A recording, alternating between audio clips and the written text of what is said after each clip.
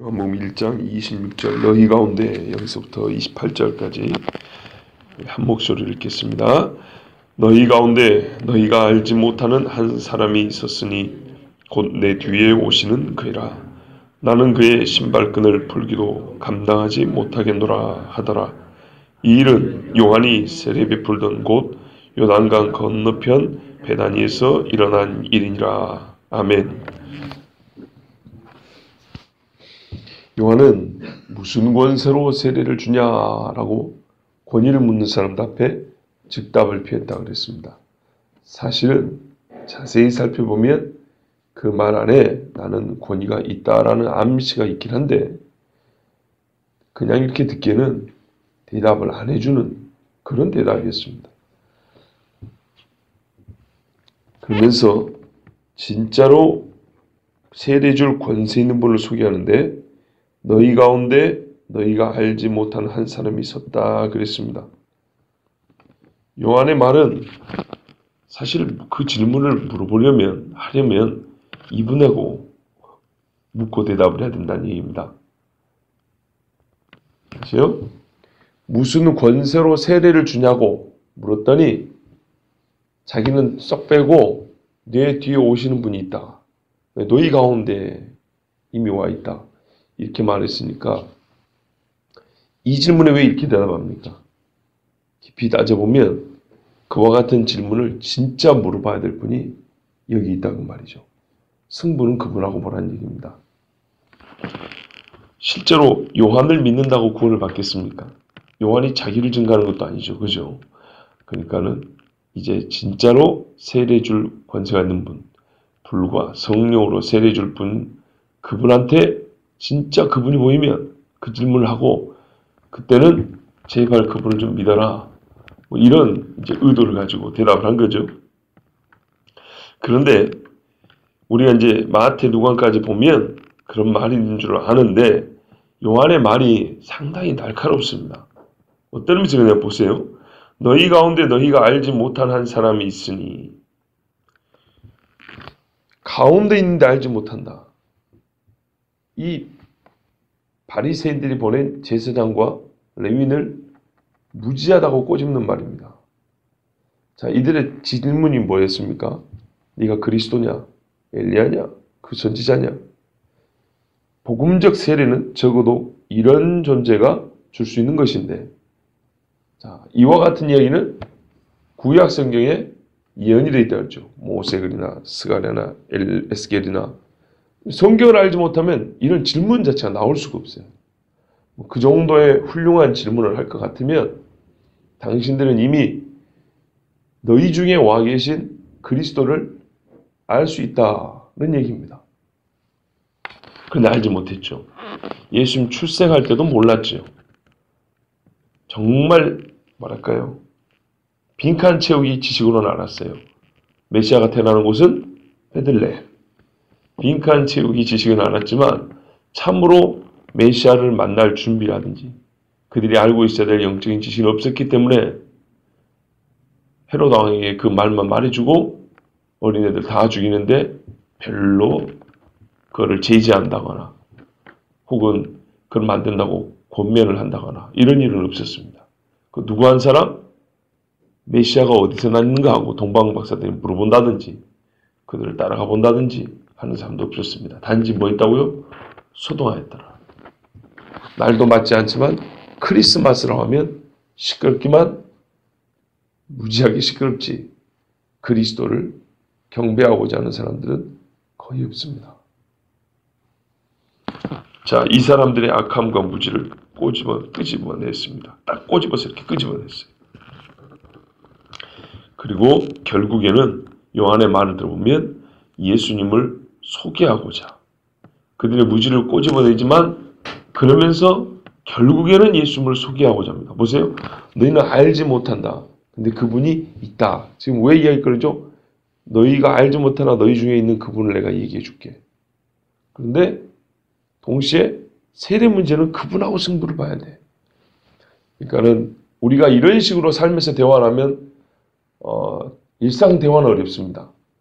누가 뭐라고 물어보면 그 말에다가 대답을 해줘야지 하나 건너뛰고 두 개 건너뛰고 세 단계 정도 이렇게 뒤로 가야 알 수 있는 얘기를 하면 좀 어렵겠죠? 실제로 그래요. 자, 가끔 집에서 이렇게 한번 대화를 해보거든요. 그러면 대화가 주거니 받거니가 잘 안 돼요. 잘 알아먹지도 못해요. 그러니까 요한의 말은 자기 친족이나 가족과 하는 일상의 대화라기보다는 상당히 말씀을 안다고 하는 사람들, 예수님 표현을 빌리면 유대의 선생이라고 하는 사람들이기 때문에 이런 식으로 대화를 합니다. 이러면 충분히 알아먹을 수 있죠. 그죠? 우리도 그렇잖아요. 어느 분야의 경험이 아주 많은 사람들끼리는 건너 이야기를 해도 한 서너 단계 건너뛰는 대답을 해도 그 안에 들어있는 거 다 이해되죠? 그런 것처럼 요한이 이제 그렇게 말한 겁니다. 자, 근데 요한의 말이 말 그대로 보면 이런 뜻입니다. 지금 요한 앞에 많은 무리들이 서 있지 않습니까? 그 무리들 중에 예수님이 지금 계시다는 뜻입니다. 봐보세요. 너희 가운데 너희가 알지 못한 한 사람이 섰으니, 단순히 너희 민족 중에 훌륭한 한 선생이 있다라는 그런 표현이 아니고 지금 섰으니라는 이런 표현들 있잖아요. 이런 걸 볼 때는 지금 많은 사람들이 요한에게 몰려서 지금 서 있는데 누가 누군지 잘 몰라요. 요한은 영감으로 알고 있다는 얘기입니다. 혹은 눈으로 이렇게 봤거나 분명히 이 가운데 메시아가 있는데 그런 거죠. 예수님은 사실 엄밀히 말하면 딱 꺼집어서 알았을 겁니다. 누가 내 옷에 손을 대었느냐? 선생이요. 이 많은 무리가 밀므로 옷을 닿는 사람이 한두 명이겠습니까? 왜 그런 걸 물으십니까? 아니다. 나에게서 능력이 나간 줄 안다. 여자가 숨길 수 없음을 보고 와서 엎드려 제가 12의 혈루증을 알았으나. 그렇죠? 의도를 가지고 몸에 손을 댄 사람이 있었다는 얘기예요. 내가 저 몸에 손만 대어도 낫겠다 함이라. 그 믿음을 가지고. 진짜 부딪히고 이렇게 막 비비고 가는데 얼마나 많은 사람들이 있었겠어요. 그런 표현이 좀 지나칠 수 있지만 무의미한 사람들 말고 정말 믿음을 가지고 예수님을 일부러 단 사람이 있는 것처럼 그렇게 아는 것처럼 요한도 이 많은 무리 중에 얼굴이 직접 보이는지 안 보이는지 모르지만 메시아가 와 있다는 영적 직관이랄까요? 영감이랄까요? 그 정도. 아마 그 정도는 표현하고 있다고 봅니다. 그냥 이스라엘에 메시아가 있다 이런 식은 아니고요. 조금 더 직접적입니다. 그래서 더욱 이 사람들을 책망하는 겁니다. 당신들 정도 되면 이 가운데 메시아를 알아내고 찾아낼 수도 있을 법인 한데 고작 나한테 와서 네가 메시아냐? 얼마나 웃기냐는 거죠. 메시아가 여기 있는데 나한테 와가지고 네가 메시아냐 묻는다는 게 얼마나 우스운 일이냐. 근데 당신들은 율법을 연구해서 이스라엘의 메시아를 기다리고 백성들에게 가르쳐야 될 선생들 아닌가? 근데 이렇게 무지할 수가 있고 지금 나하고 왜 이런 쓸데없는 질문하면서 시간을 보내고 있냐? 이 모든 것들이 이 한마디에 포함이 되어 있습니다. 자, 여기서 우리가 신앙의 교훈을 얻을 수 있는 게 한두 가지 더 있습니다.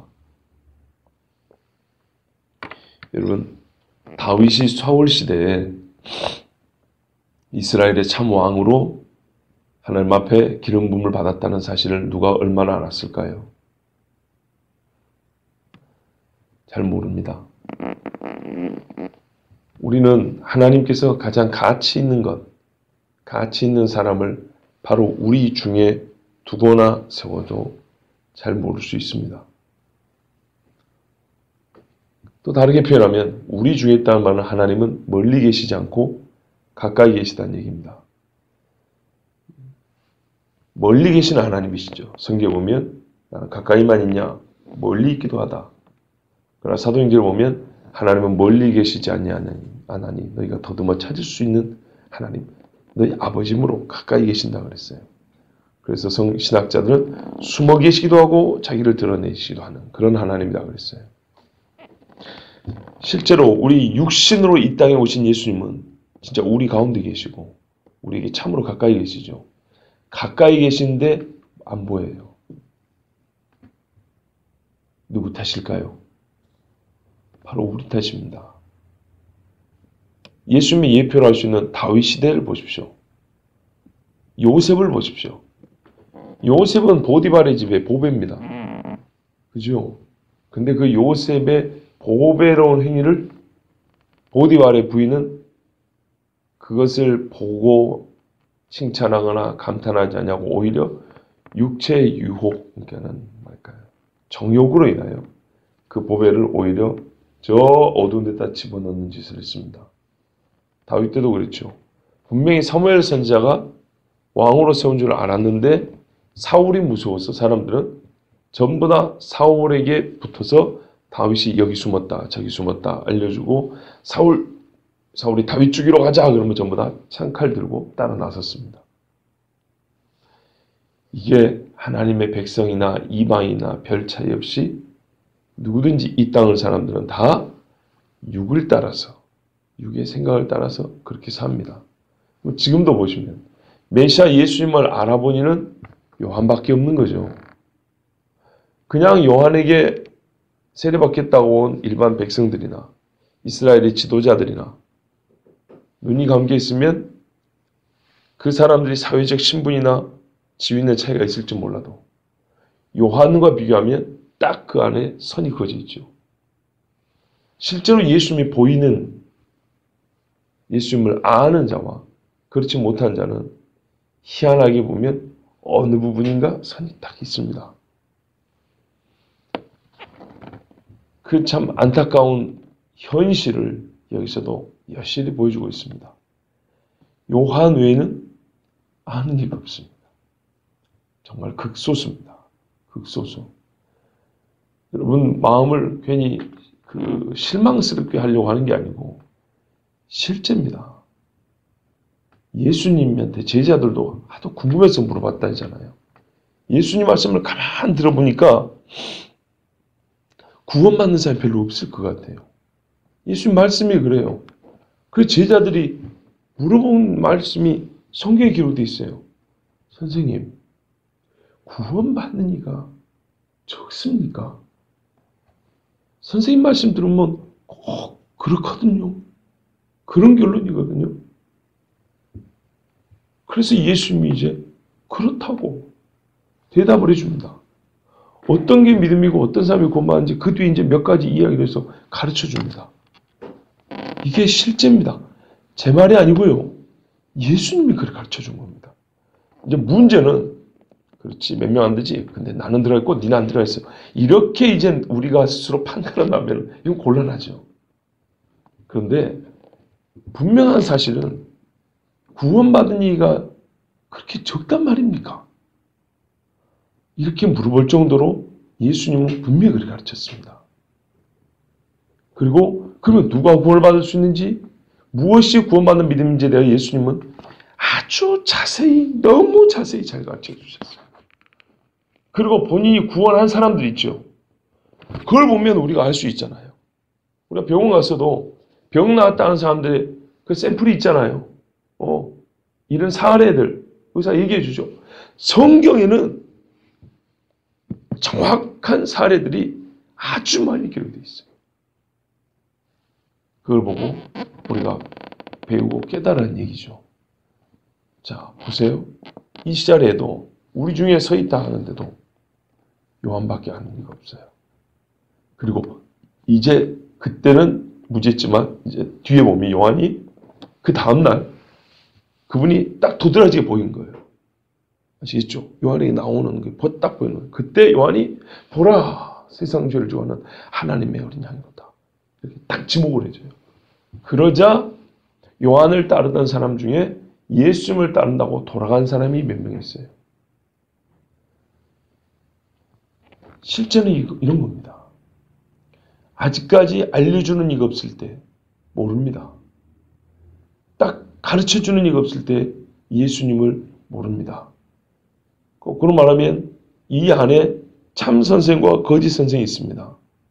요한은 참된 선생이라 예수님을 사람들에게 보여주고 알려줬고 이 바리새인이 보낸 제사장과 레위인은 하나님의 말씀을 거의 독차지하고 있는 사람들인데도 불구하고 이스라엘 사람들에게 메시아가 이분이다 라고 지시해 준 이가 없고 도리어 예수님을 잡아 죽이려고 했던 그리고 실제로는 그렇게 잡아 죽인 사람들입니다. 여러분, 이게 유대 땅, 어제도 우리가 여호수아 말씀을 통해서 듣던 하나님이 그렇게 선택하고 복 주신 백성들이 한 짓입니다. 그렇다면 이스라엘이 그랬다면 이거는 모든 사람에게 똑같이 적용되는 이야기입니다. 그러나 하나님은 역설적으로 어디 계신다고요? 가까이 계신다고요. 가까이. 우리 마음 문 앞에 와서 똑똑하신다고요. 27절 보시면 곧 내 뒤에 오시는 그이라 그랬습니다. 15절에 그 말씀이 있었죠. 내 뒤에 오시는 이가 나보다 앞선 분인데 이분이 나보다 앞선 것은 먼저 계심이라. 참 말이 희한하다 그랬죠. 그때도. 시간 순서는 분명히 뒤에 왔으나 앞섰다는 거예요. 어떤 차원에서 앞섰냐 했더니 먼저 존재하고 계셨습니다. 먼저 존재했다는 얘기가 나보다 빨리 태어났다는 얘기인가? 빨리 태어났는데 데뷔를 늦게 했다는 얘기인가? 그게 아니라 출생도 분명히 요한보다 늦게 하셨는데 여기서 앞선다는 것은 육체로 입기 전부터 존재하신 하나님이다. 이 말이었단 말이죠. 지금 그 이야기가 이제 압축이 돼서 반복되어 있는 겁니다.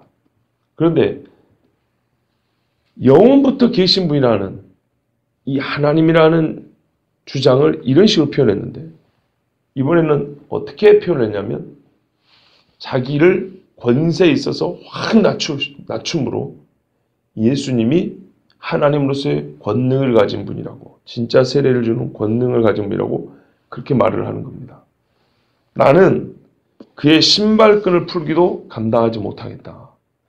여러분, 제자들 앞에 예수님의 발을 씻었죠. 발 씻는 것은 너무나 뭐랄까요? 사람의 존엄성을 떨어뜨리기 때문에 종도 주인의 발을 안 씻어준다고 그랬어요. 발 씻을 물은 갖다 주는데 종이 주인의 발을 씻어줘 버리면 아무리 종이라도 그런 너무나 사람을 비하하는 그런 행위라고 물만 갖다 주고 수건을 갖다 줘도 직접 발을 씻어주지는 못합니다. 그러면 봐보세요.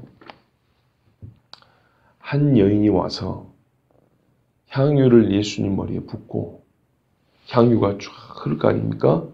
거기다가 발에 입맞추기를 쉬지 아니하며 제 눈물로 적시고 머리카락으로 발을 닦았다. 이게 무슨 의미일까요? 못 대처먹은 사람들은 저 여자가 죄인 줄 알았으면 저렇게 가만히 있지 않을 건데, 또는 어디 여자가 이 남자들이 모여서 밥을 먹는데 와서 부장이실이 남자 발을 자기 눈물로 적시고 머리카락으로 닦는단 말이야. 고작 생각하는 게 여기까지였어요. 예수님이 뭐라 그래요? 시몬아, 내가 너에게 이를 말이 있다. 바리새인 시몬입니다. 나 밥 사준다고, 밥 해준다고 너희 집으로 초대를 했지. 그 마음이 진실할 것 같으면 손님 오면 손 씻을 물을 내놓는 게 예의입니다. 그 동네는. 일상입니다. 근데 너는 나 손 씻을 손도 안 줬다. 이게 얼마나 이상한 일인가 봐보세요. 바리새인들이 예수님의 제자들을 어떻게 비난하는지 아십니까? 어찌하여 당신의 제자들은 밥 먹을 때 손을 안 씻고 먹나이까? 기억나시죠? 이렇게 비난한 사람들이에요. 근데 예수님 초대를 해놓고 손 씻을 물을 안 줬어요.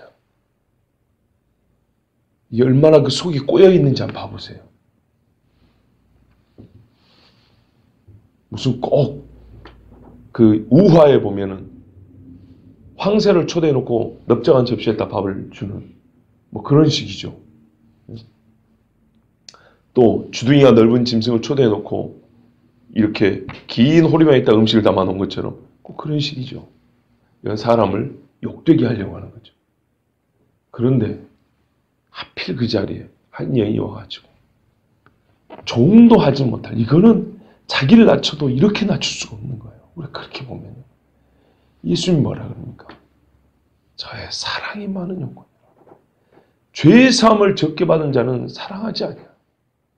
죄의 사함을 많이 받은 사람은 지극히 사랑한다. 또 이 사랑이 많은 사람은 죄를 많이 용서받는다고. 이리 보나 저리 보나 몇이나 되치나 이 여자는 진짜 복받은 여자죠. 반대로 말하면 이리 치나 저리 치나 너는 나에게 오늘 식사 대접한다고 나하고 제자들을 부르긴 했으나 실상 너는 마음으로 나를 사랑하거나 존경하거나 나를 받아들이거나 전혀 없다는 얘기죠. 이 여인이 얼마나 훌륭한지 아시겠죠? 그런데 얼마 후에 예수님이 제자들을 발을 씻어줬어요. 그러니까 베드로가 안 된다고 했던 거예요. 그렇게 극구 사양을 했던 거예요. 어떻게 선생님이 이럴 수 있냐고. 예수님이 내가 널 발을 안 씻어주면 상관이 없다 하니까. 그래서 참 황송하게도 선생님이 씻겨주는 발을 밥 먹기 전에 그리고 발을 씻고 밥을 먹었어요. 그런데 예수님이 이런 표현을 하죠. 발은 씻어야 한다고. 그죠? 너희가 목욕한 자이나 발은 씻어야 된다. 근데 너희 중에 목욕도 안 하는 놈 한 사람 있다 그랬어요.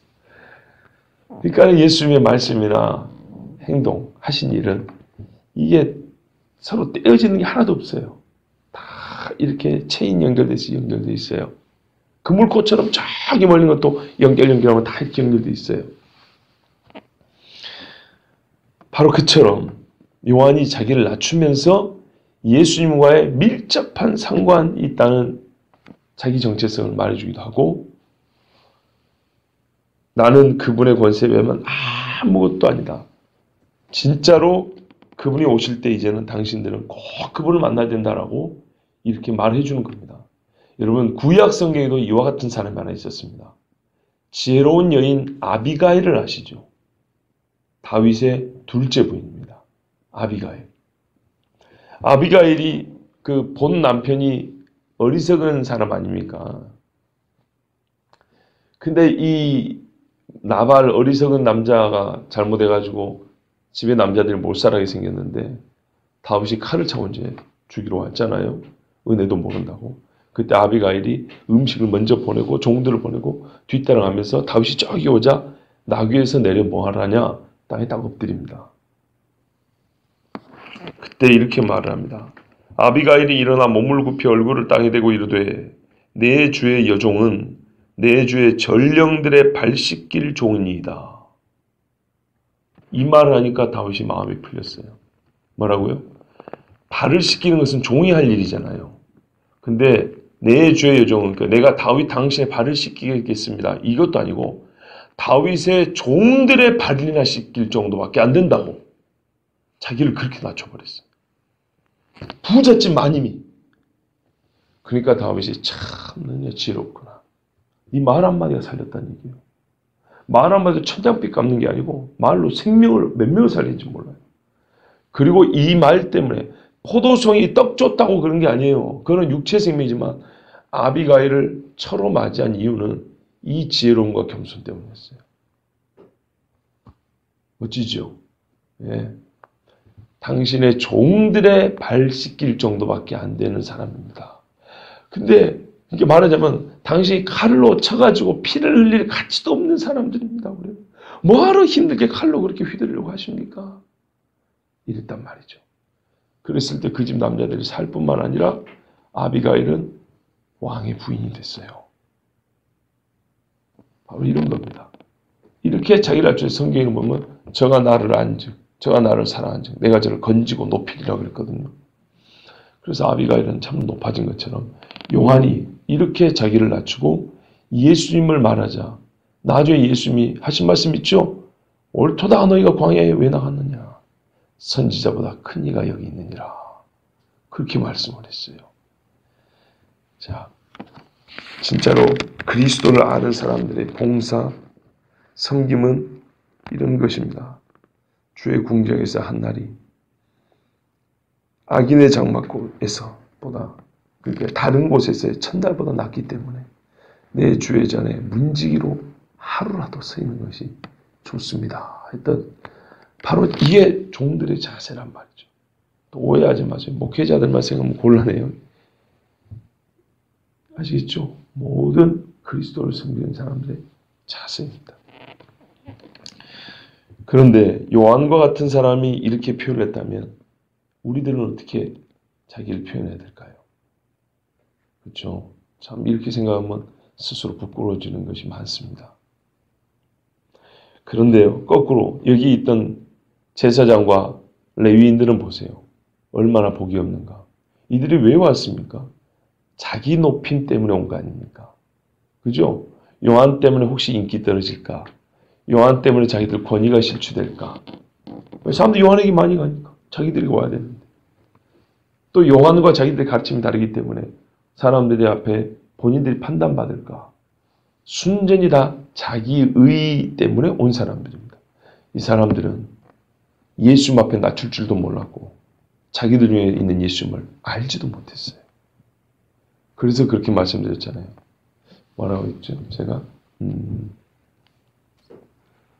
뭐하고 뭐는 하나다 그랬는데 아유 주여 제가 해놓고도 얼른 생각이 안 납니다. 마태복음 10장 40절에 너희를 영접하는 자는 나를 영접하는 것이요 나를 영접하는 자는 나를 보내신 이를 영접하는 것이니라 그랬어요. 이 사람들은 요한을 영접하지 아니하므로 결국 그리스도 예수님을 영접하지 않는다는 것을 이미 보여준 꼴이 되는데요. 그래서 이들의 예수님을 보고도 모르는 것은 단순 무지가 아니라 고의적인 무지입니다. 고의적인. 자, 이 일은 어디서 있었던 일인가 하니까 요한이 세례 베풀던 곳 요단강 건너편 베다니에서 일어난 일이니라. 요한이 세례 베풀던 곳인 요단강 건너편 베다니에서 있었던 일이니라. 이런 말입니다. 베다니는 지나가는 나그네의 집이라 이런 뜻입니다. 자, 예수님이 여기 오시던 길 아시죠? 베다니 시몬 나병 환자 집에서 묵으셨더라. 이런 말씀도 있죠. 예. 여기가 엘리야가 승천한 곳이라 그랬고요. 또 이스라엘이 요단강을 건넜던 지점이라고 그랬습니다. 말하자면 예수 그리스도의 복음이 예표된 인물과 사건이 있었던 곳이 바로 이곳입니다. 그래서 이곳에서 요한이 세례를 줬고요. 바로 예수 그리스도 복음을 예표한 그 사건과 행위를 말하자면 예수님 직전에 와서 재현을 한 겁니다. 세례를 요단강을 건너 지나갔잖아요. 물이 나뉘어가지고 그죠? 그리고 승천한 엘리야 죽음을 보지 않냐고 사망을 이게 하나님이 데려간 사람이 있죠. 그러니까는 이 세례와 승천은 예수님을 예표하는 아주 중요한 사건이지 않았겠습니까? 바로 그 자리에서 요한이 복음적 세례를 줬단 말이죠. 그러니까 이건 예산 일이 아니었던 거예요. 그리고 예수님이 훗날 말씀하신 것처럼 이 돌들 요단강 건넌 그 돌들 그게 온전한지 아니면 흔적만 남아있을지 모르지만 예수님이 가리킨 건 분명히 이 돌이라고 합니다. 그래서 이 자리도 중요합니다. 어제 우리가 들으신 대로 이스라엘의 땅의 경계와 각 성읍의 이름이 매우 구체적으로 기록되어 있다고 그랬죠. 그렇습니다. 그럼 봐보세요. 이 베다니는 요단강 동쪽입니다. 엄밀히 말하면 가나안 땅이 아니고 요단강 서쪽이 가나안이고 동쪽은 가나안 땅이 아니지만 누가 있던 지역요? 어제 봤던 르우벤, 갓, 므낫세 2분의 1 지파가 있었던 곳. 예, 이곳에서 예수님의 사역이 시작되고 세례받음으로 시작됐다면 어디요? 요단강 동편에서요. 가나안 땅 건너편에서요. 여기도 하나님이 주신 이스라엘 땅이란 말이죠. 이스라엘의 구원자가 이스라엘 땅에서 사역을 시작한 것이죠. 그 예수님이 살으셨던 어디인가? 갈릴리죠. 당대 유대인들에게 갈릴리는 이스라엘 땅이 아니에요. 취급받은 이스라엘 땅이 아닌 걸로 취급받은 동네 아닙니까?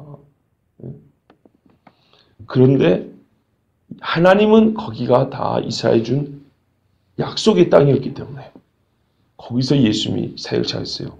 쉽게 표현하면 예루살렘에서 데뷔한 게 아니고 요단강 그것도 동편에서 데뷔를 하셨고 주 사역지는 저 북쪽에 있는 갈릴리, 이방의 갈릴리, 오죽했으면 말하기를 당대 사람들이 이방 땅 같다고, 이방의 갈릴리라고 불렀다고. 거기서 주 사역을 했다 이 말입니다.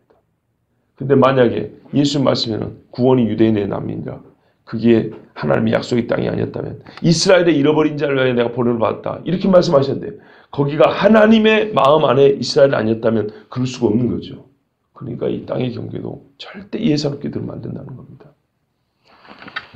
자, 그렇다면 이 사람들은 율법을 연구한 사람들이기 때문에 요한의 행위가 무엇을 의미하는지 충분히 알았어야 됐고 이곳에서 세례받는 예수님을 보고 메시아인 줄 알아야 되는 것입니다. 그 예수님이 하신 일을 보고 알아야 됐습니다. 그러나 그들의 무지와 완악함은 하나가 되어서 모든 은혜 받을 수 있는 길을 막아버렸습니다. 가장 은혜가 베풀어지는 장소, 그 시대, 그죠? 이스라엘이 선지자가 끊어졌다고 하는 그 어두운 시대에 요한이 나타났기 때문에 요한이 있는 당대는 그 시대 어간에 보면 가장 밝은 시대, 은혜가 나타나는 때였고 또한 베다니는 은혜가 베풀어지는 곳이었는데도 불구하고 은혜 있는 그 자리 그때에 이 사람들은 은혜하고 무관한 자들이었어요. 왜요? 무지와 완악함과 교만 때문에. 최고로 복이 베풀어지는 자리에서 불행한 사람들, 복받지 못한 사람들이 있어요. 오히려 저주받는 사람들이 되어버렸어요. 반면에 참된 하나님의 종 요한은 자기가 증거해야 할 분을 말하였고 있어야 할 곳과 말해야 할 때를 알고 있었어요. 그래서 누구도 그리스도를 듣지 못한 자가 없었고 요한의 입에서 그리스도를 듣게 됐고 그리고 거기에 있는 사람들은 그리스도를 모른다 할 수 없게 됐어요. 그랬으니까 요한의 말을 듣고 일부는 따라갔다는 거 아닙니까? 그럼 안 따라간 사람들은 몰라서? 아니요. 듣고도 마음으로 받아들이지 않았기 때문입니다. 자, 여러분, 우리 시대에 또한 우리 세대에 그리스도를 모른다 할 수 없는 수많은 죄인들이 있습니다. 교회를 받고 성경을 보고 예수 믿는 사람들이 전도를 들었고 그리스도를 모른다, 나는 들은 적이 없다, 이런 사람들은 거의 없는 시대라고 보면 됩니다. 그런데 말하자면 이런 사람들이 지금 요한이 세례주는 곳과 같은 은혜가 베풀어지는 땅에 살고 있습니다. 그런데 여전히 예수님을 모르는 사람들이 많습니다. 어찌 주님 앞에서 핑계하리? 우리는 말이죠. 이제 우리는 요한과 같은 사명을 가진 사람들, 우리 중에 예수님을 거부하고 이 자리에 이 새벽에 나온 분은 없겠죠. 이제는 우리는 어떻게 되냐면 우리 중에 예수님이 계신다고 우리에게 복음이 있고 우리에게 하나님의 은혜가 있고 예수님이 오신다는 징조가 있고 우리 세대, 우리 시대에 우리가 사는 거하는 땅에도 주님을 만날 수 있다고. 그래서 예수님이 이렇게까지 표현했잖아요. 하나님의 나라는 여기 있다 저기 있다 할 것이 아니라 너희 마음에 있느니라. 이 말이 꼭 무슨 명상하는 사람처럼 내 안에 신이 있고 우주와 나는 하나 이런 헛소리를 얘기하는 게 아니에요. 우리 주님은 멀리 계시고 성령으로 와 계셔서 우리의 마음 앞에 딱 계신단 말이죠. 영접하는 자, 곧 그 이름을 믿는 자가 구원한다고 했어요. 하나님의 자녀 된다고 했죠. 바로 그 소리는 다 듣는 시대란 말이죠. 우리는 그 소리를 전해야 되고 이 시대 사람들은 들을 수 있으며 듣지 않음의 이유 혹은 그 책임은 본인에게 있습니다. 그들의 책임은 그들의 것이지만 우리의 책임은 어떻게 해야 될까요? 우리가 먼저 은혜 있는 곳에서 주의 은혜를 받았다면 요한과 같이 바로 예수 그리스도를 우리의 주님으로 전해야 합니다. 꼭 그리 하시기 바랍니다.